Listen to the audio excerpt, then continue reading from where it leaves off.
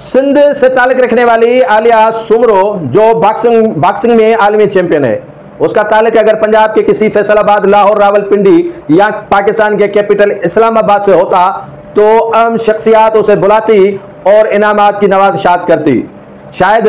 आलिया सुमरो के डोमिसाइल में बड़ा ही फर्क आ गया है कि उसकी तरफ किसी की नजर नहीं जाती है। सदर ममलकत आसिफ अली जरदारी, जिसका ताल्लुक भी सिंध से है, लेकिन आलिया सुमरो को नहीं बुलाया है। वजीर आजम शहबाज शरीफ के पास तो टाइम भी नहीं है, लेकिन मरियम नवाज जो वजीर आला पंजाब है, उन्होंने आलिया सुमरो को सिर्फ झपटी मारी और उसको कुछ देने की पोजीशन में नहीं थी। अरशद नदीम को ही देख लें, जब वो आलमी चैंपियन होकर पाकिस्तान आए तो सिंध गवर्नमेंट ने उन्हें करोड़ों रुपए के चेक्स दिए थे, सिंध गवर्नमेंट ने उन्हें करोड़ों रुपए दिए थे। लेकिन अफसोस का मकाम यह है कि सिंध का डोमिसाइल रखने वाली आलिया सुमरो को इन आम शख्सियात ने बुलाकर अपने ऐवानों में उन्हें दावत ही नहीं दी है और उस पर शफकत का हाथ तक नहीं रखा है। ये फर्क होता है सिंध और पंजाब के डोमिसाइल का, जो कहते हैं कि कोई फर्क नहीं है, पाकिस्तान के अंदर सभी बराबर हैं और चारों सूबे जो है वो जंजीर के मानिंद हैं, लेकिन किनको अच्छा किनको बुरा। और ये कंसेप्ट जो है वो ज़हनों में जरूर जाता है